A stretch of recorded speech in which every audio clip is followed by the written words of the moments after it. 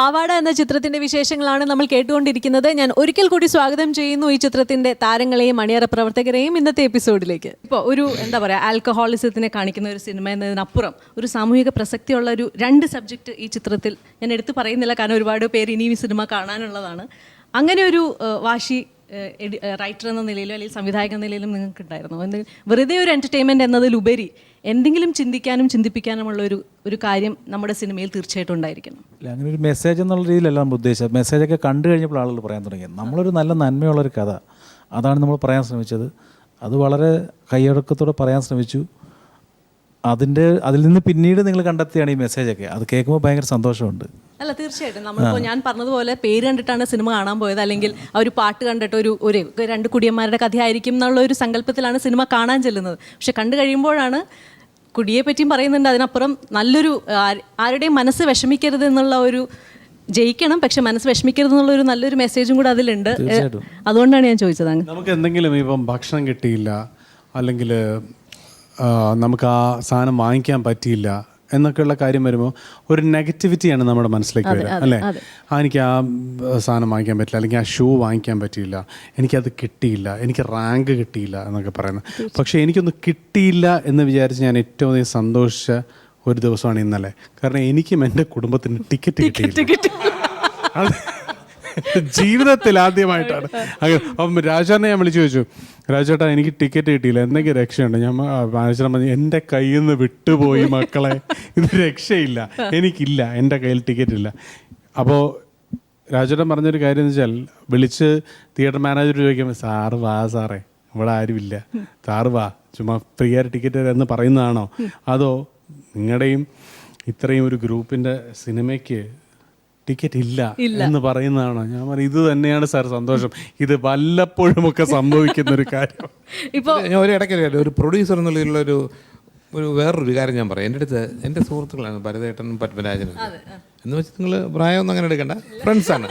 അപ്പോൾ എൻ്റെ അടുത്ത് ഭരതേട്ടൻ ഒരു ദിവസം ഒരു കുഞ്ഞായിരുന്നു, ഒരു സന്ധ്യയ്ക്ക് എൻ്റെ അടുത്ത് പറഞ്ഞു, പ്രയാണം എന്നുള്ള സിനിമ കഴിഞ്ഞിട്ട്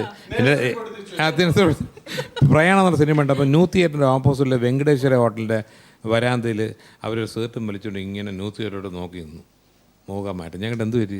അല്ല, ഒരു നല്ല സിനിമ എടുത്ത് ന്യൂ തിയേറ്ററിൽ ഓടുന്നു, വരാത്ത ജനക്കൂട്ടത്തിനെ ഓർത്ത് ഞങ്ങൾ കരഞ്ഞു. ജനക്കൂട്ടം തിയേറ്ററിന് മുമ്പിൽ വരും. ഇപ്പം ഞാൻ പറയും, ഞാനൊരു സിനിമയ്ക്ക് പോകുമ്പോൾ ആദ്യമാണ് ഞാൻ മോഹൻലാൽ വെച്ച് 5 സിനിമ എടുത്തിട്ടുള്ളതാണ്. ഇതെൻ്റെ 10ാമതോടല്ലേ. ഈ സിനിമ കഴിഞ്ഞിട്ട് ഇറങ്ങുമ്പോൾ ഈ പൃഥ്വിരാജ് ഫാൻസ് എല്ലാം കൂടെ എന്നെ തൂക്കിയെടുത്ത് ഒരു ഹാരമിട്ട് എന്നെ തൂക്കിയെടുത്തുകൊണ്ട് പോയിട്ട് അവർ മറ്റേ പഞ്ചാരി മേളത്തിനുണ്ടെങ്കിൽ എൻ്റെ അടുത്ത് ഡാൻസ് ചെയ്യാൻ പറഞ്ഞു. എൻ്റെ ഫാദറിനെ പറഞ്ഞാൽ പോലും ഞാൻ കളിക്കത്തില്ല, പെണ്ണിനെ വിളിച്ചോണ്ട്. പക്ഷേ ആ സമയത്ത് അവരെ മുമ്പ് ഞാൻ ഡാൻസ് ചെയ്യുന്നറിയാം. കാര്യം പറയാം, എനിക്ക് എൻ്റെ ജീവിതത്തിൽ നല്ല സിനിമ എടുത്ത് അത് അപ്രീഷിയേറ്റ് അവർ പറയുമ്പം ഞാൻ അവരെ കൂടെ നിന്നുള്ളത്. അവർക്ക് വേണ്ടി നമ്മൾ അഭിനയിക്കുന്നില്ല പലതും.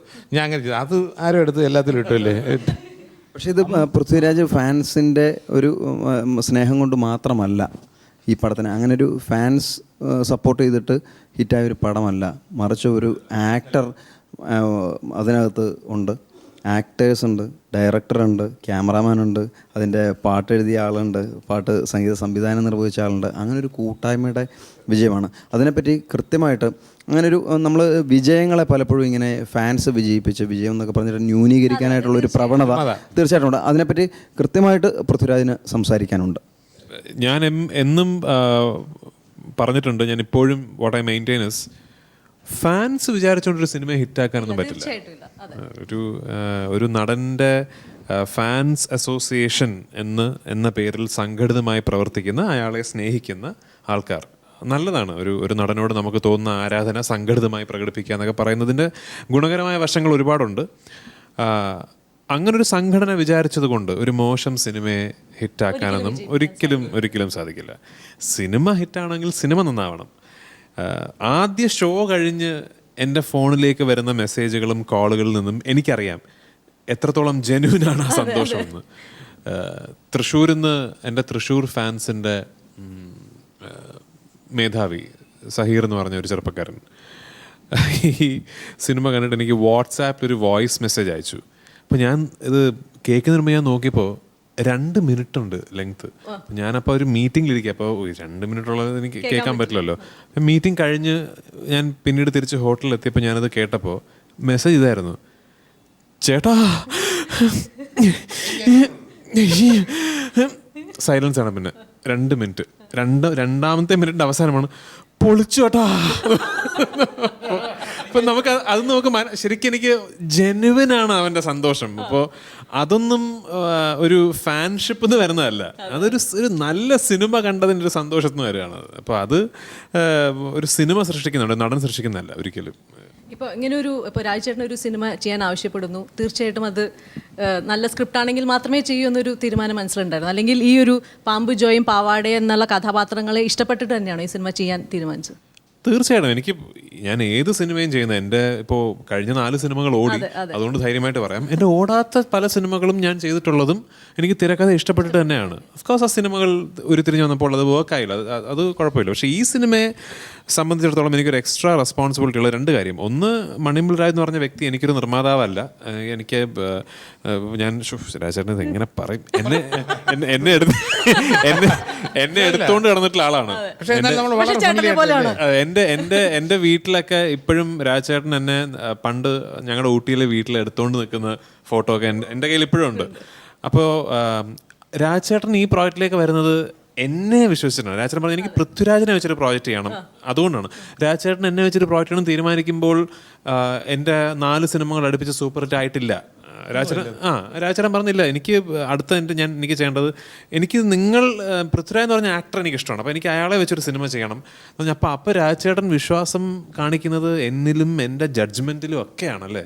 അപ്പം ഞാൻ രാജേട്ടൻ നമുക്ക് ഈ സ്ക്രിപ്റ്റ് ചെയ്യാം എന്ന് പറയുമ്പോൾ ഞാനതൊരു വലിയ റെസ്പോൺസിബിലിറ്റിയാണ് ഞാൻ കാണിക്കുന്നത്. അപ്പോൾ അതുകൊണ്ടാണ് എന്നെ ആദ്യം കൊണ്ടുവന്ന 4 തിരക്കഥകൾ ഞാൻ രാജേട്ട ഇതല്ല നമ്മൾ ചെയ്യേണ്ടതെന്ന് പറഞ്ഞപ്പോൾ എനിക്ക് ഉള്ളൊരു വലിയ ബഹുമാനം മാർത്താണ്ഡനും രാജേട്ടനും. 2 പേരും ഞാൻ അവരോട് ഇതല്ല നമ്മൾ ചെയ്യേണ്ട സിനിമ എന്ന് പറഞ്ഞപ്പോൾ 2 പേരും എന്നാ വേണ്ട എന്ന് വെച്ചു എന്നുള്ളതിലാണ്. ഈ ചിത്രത്തിലെ ബാക്കിയുള്ള അഭിനേതാക്കളെ കുറിച്ച് ആശാ ശരത് ആയാലും ഒരു 45 പേരോളം ഉണ്ട് കേട്ടോ.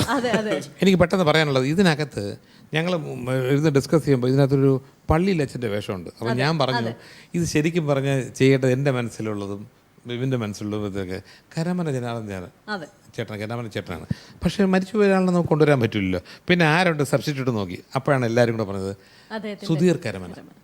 ആ സ്ഫടികം എന്നുള്ള പടത്തിൽ ഒരു അച്ഛൻ ചെയ്യുന്ന മാതിരിയൊക്കെയുള്ള സ്വഭാവം ഉള്ള ഒരു അച്ഛനാണ് സുധീർ കരമന. വന്നു അത് പൊട്ടുപോലെ ചെയ്തിട്ട് പോയി അല്ലേ. സുധീർ ആദ്യം അഭിനയിക്കുന്ന എൻ്റെ സിനിമയിലാണ്. സുധീറിൻ്റെ ഫസ്റ്റ് സിനിമ വാസ്തവം എന്ന് പറയുന്ന സിനിമയാണ്.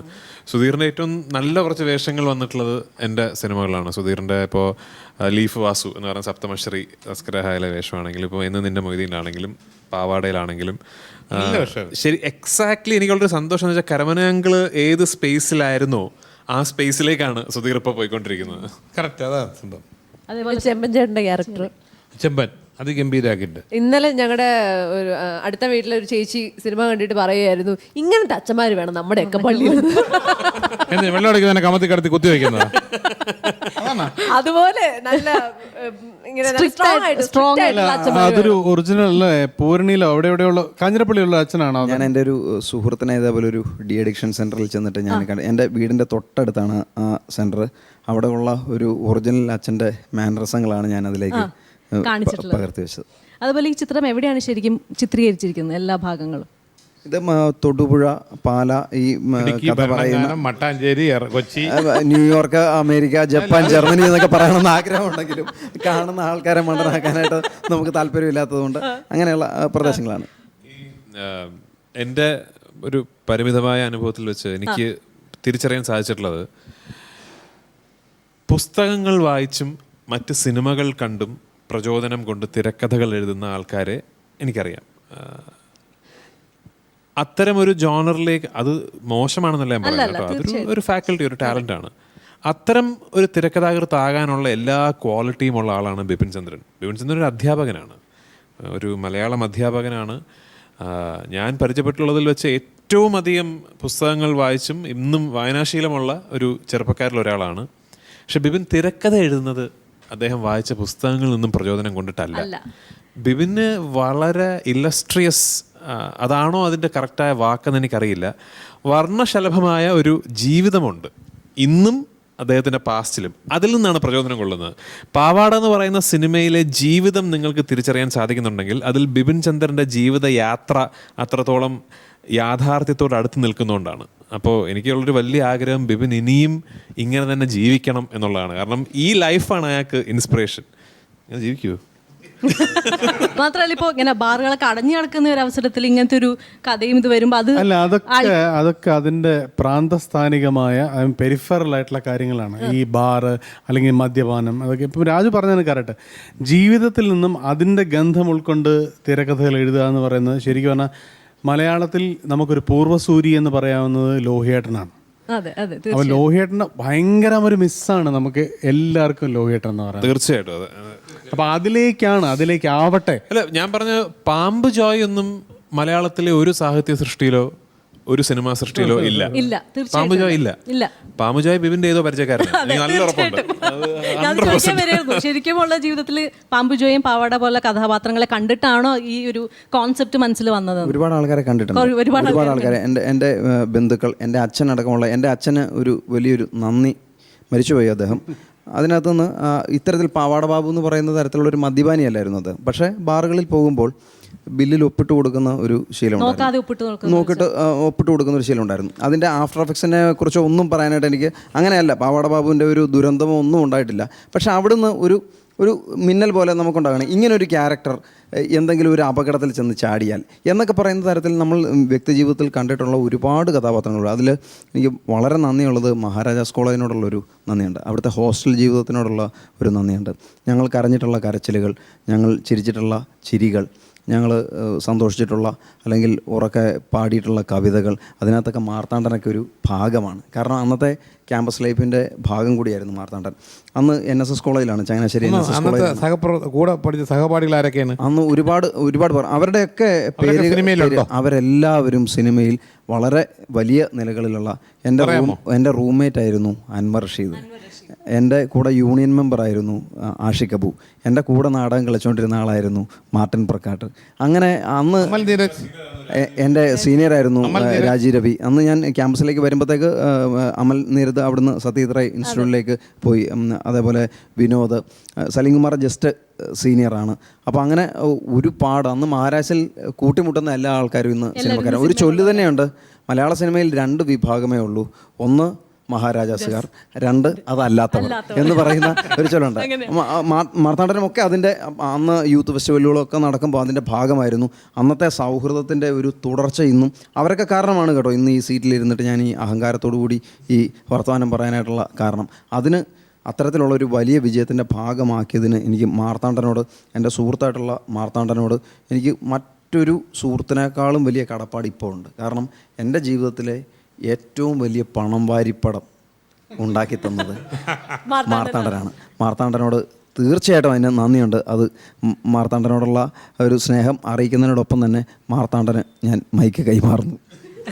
ഇപ്പോൾ ഒരു സംവിധായകൻ എന്ന നിലയിൽ എല്ലാ കഥാപാത്രങ്ങളും ഈ മനസ്സിനോട് ചേർന്ന് നിൽക്കുന്നതാണ്, പ്രിയപ്പെട്ടതാണ്. പക്ഷെ ഒരു പടി സ്നേഹം കൂടുതൽ ഏത് കഥാപാത്രത്തോടാണ്? അയ്യോ, അങ്ങനെ പറയാൻ പറ്റില്ല. എൻ്റെ പേര് പറയരുത്.